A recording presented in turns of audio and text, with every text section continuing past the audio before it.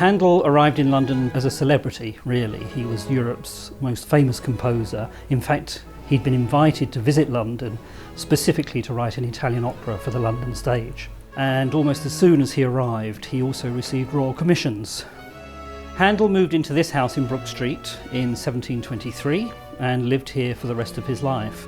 And for those 30-odd years, he was very close to the royal family in a number of ways. The first official connection that we have with Queen Anne, who was the monarch when he arrived in London, was that he composed a birthday ode for her. And we don't actually know if it was ever performed for Queen Anne's birthday in 1713, but it was certainly a popular piece soon after.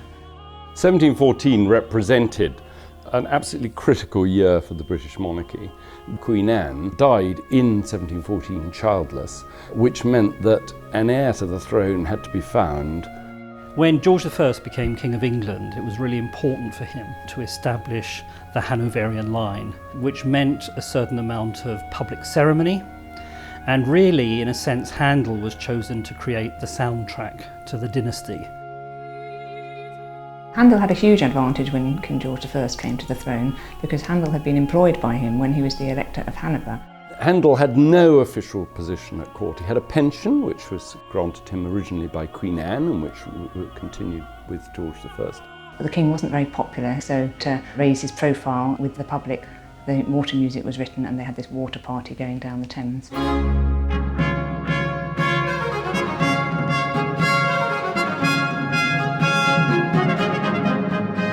He set off at 8 o'clock in a royal barge from Whitehall Palace and went up to Chelsea with a separate boat with a band on it. It was hugely popular at the time and has remained an absolute staple of the repertoire ever since. One of the last documents that George I signed as king was a naturalisation document that included Handel on it, quite fortuitously in this case because it qualified him to write music for the coronation.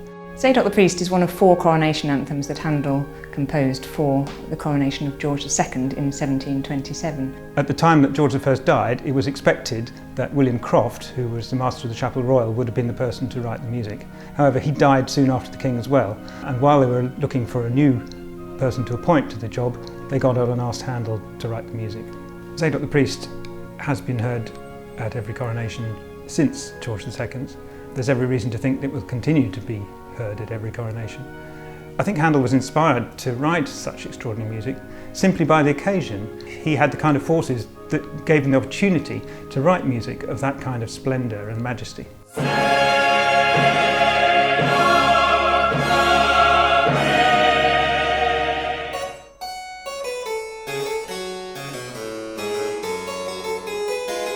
So in the mid-1720s, Handel was asked to teach the daughters of George II.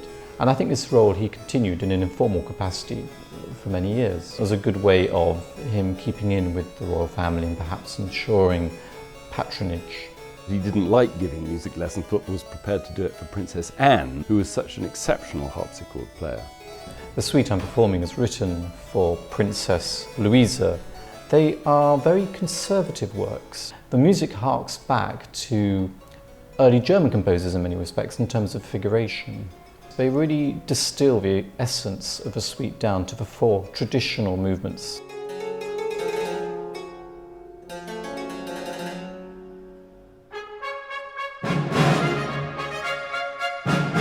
The Royal Fireworks celebrated another great victory. It was commissioned in 1749. The King again asked Handel to write the music. There was going to be a big fireworks celebration in Green Park.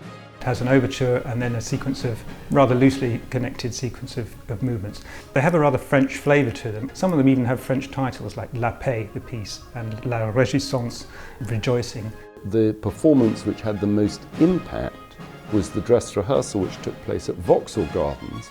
There were queues of 3 hours to get over London Bridge. The traffic was so bad and people were just trying to get to go and listen to the rehearsals.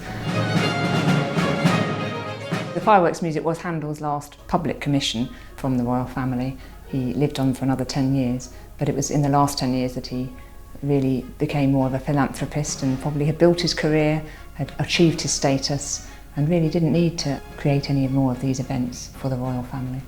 The Hanoverians themselves, George I and George II, I think benefited enormously from their relationship with Handel. He's helping them establish their dynasty in England.